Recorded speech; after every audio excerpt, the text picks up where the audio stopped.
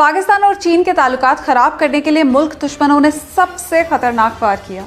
पाकिस्तान में चीनी सफीर कोयटा के दौरे पर थे और बलूचिस्तान के वजीर आला से मुलाकात भी कर चुके थे। कल जो हमला कोयटा में हुआ, इस हमले का टारगेट चीनी सफीर थे। अगर खुदा न खास्ता ये हमला कामयाब हो जाता तो इसके असरात कितने खतरनाक हो सकते थे, इसका अंदाज़ा हम नहीं लगा सकते। सी पैक को नाकाबिले तलाफी नुकसान पहुंचता, मईशत को धचका लगता, FATF में पाकिस्तान का मामला बिगड़ जाता, भारत का पाकिस्तान के खिलाफ प्रोपेगेंडा मजबूत हो जाता और अगर ये हमला कामयाब हो जाता तो पाकिस्तान में इंटरनेशनल क्रिकेट की बहाली पर सवालिया निशान फिर लग सकता था। सियाहत एक दफ़ा फिर ख़त्म हो जाती, हम कई साल पीछे चले जाते। लेकिन अल्लाह का शुक्र है कि दुश्मनों का ये वार नाकाम गया। लेकिन नुकसान तो हुआ, और ये नुकसान पहली बार नहीं हुआ बल्कि इसकी एक तारीख है। 70 साल में पाकिस्तान को हमेशा तबाह करने की कोशिशें की गई हैं और बैनुल-अक़वामी ताकतों की ये साजिश रही है कि पाकिस्तान को कमज़ोर किया जाए, तोड़ा जाए, लेकिन वो मुकम्मल तौर पर कभी कामयाब नहीं हुए। लेकिन उन्होंने पाकिस्तान को बहुत नुकसान पहुंचाया। कैसे? ये बड़ा अहम सवाल है। याद रखिएगा कि कोई बैरूनी ताकत किसी मुल्क को उस वक्त तक कमज़ोर नहीं कर सकती जब तक उस मुल्क के अंदरूनी किरदार उस बैरूनी ताकत का साथ ना दें। अपने मुल्क की सालमियत पर सौदा करके दुश्मन ममालिक के एजेंडे को फैलाने की कोशिश ना करें, उनके मफादात का तहफ़्फ़ुज़ ना करें। बैरूनी ताकतें एजेंडे को उसी वक्त पूरा कर सकती हैं जब अंदरूनी किरदार अपने ज़मीर बेचकर उनके हवाले कर देते हैं। सबसे पहले इस वाक़े को ही ले लीजिए। इस वाक़े की जिम्मेदारी TTP ने कबूल की है और TTP को कौन फंड करता है हम सब जानते हैं। हम सब जानते हैं कि TTP को रॉ फंडिंग करता है। सख्त सिक्योरिटी के बावजूद ये दहशतगर्द धमाका करने में कामयाब कैसे हुए? यकीनी तौर पर इसमें कोई अंदरूनी किरदार मुलव्वस था। बात को मज़ीद आसान कर देती हूँ, क्या कभी ऐसा हो सकता है कि मोदी खुद आकर पाकिस्तान में दहशतगर्दी करे? क्या बलूचिस्तान में आज़ाद रियासत की तहरीक चलाए? ऐसा नहीं हो सकता। भारत हो या कोई और दुश्मन मुल्क, वो हमेशा पाकिस्तान के अंदरूनी किरदारों की मदद से ही पाकिस्तान को तोड़ने की कोशिश करेगा।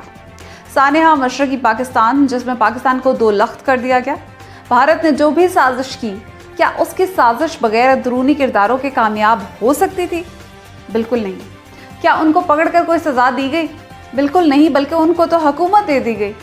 ज़ियाउल हक साहब पाकिस्तान के सदर थे, पाकिस्तान के सदर को हवा में फाड़ दिया जाता है। उनकी मौत में मुलव्वस कौन से किरदार थे? यकीनन अंदरूनी किरदार थे। ओजड़ी कैंप देख लें, उसमें अंदरूनी किरदार शामिल थे। मोहतरमा बेनज़ीर भुट्टो को शहीद किया गया, एक बैनुल-अक़वामी साजिश थी। लेकिन क्या इस साजिश में मुलव्वस अंदरूनी किरदारों को पकड़ा गया? हुकूमत बेनज़ीर भुट्टो के शौहर को मिली, लेकिन आसिफ ज़रदारी ने इस मामले पर सियासत की। परवेज़ मुशर्रफ साहब पर इल्ज़ामात लगाए, लेकिन असल किरदारों को पकड़ने की ज़रूरत महसूस भी ना की, क्योंकि जो उनको चाहिए था वो तो उनको मोहतरमा बेनज़ीर की शहादत के बाद मिल ही गया था। सानेहा APS हुआ, क्या भारतीय जहाज़ों ने आकर हमला किया था? क्या भारतीय फौज ने APS के बच्चों को शहीद किया था? कैसे वो दहशतगर्द स्कूल में दाखिल हुए थे? यकीनन इस सानेहे में अंदरूनी किरदार मुलव्वस थे। अंदर के लोग मुलव्वस थे जिनकी वजह से पाकिस्तान को नाकाबिले तलाफी नुकसान पहुंचा। अब ये अंदरूनी किरदार कौन हो सकते हैं? इनको कैसे पहचाना जाए? ये अंदरूनी किरदार कभी दो तरह से काम करते हैं। ये दो ग्रुप बनाते हैं, एक सियासी, दूसरा मुसल्लह। सियासी ग्रुप इनके एजेंडे को आवाम में फैलाता है, जबकि मुसल्लह ग्रुप दहशतगर्दी करता है। आप TTP को देख लें, वो एक मुसल्लह ग्रुप था, लेकिन इसके हामी कई सियासी ग्रुप थे और इनके हामी ग्रुपों के साथ हमारे सियासतदानों की तस्वीर भी मौजूद है। NTS अफगानिस्तान की खुफिया एजेंसी जो दहशतगर्दी के लिए पाकिस्तान के अंदर मौजूद लोगों को खरीदती है, BLA बनाती है, और ऐसी मुसल्लह तंजीमों के हामी सियासी ग्रुप्स भी हैं जो कभी कहते हैं कि पश्तूनिस्तान बनेगा, कभी कहते हैं कि बलूचिस्तान अलग रियासत बनाएंगे।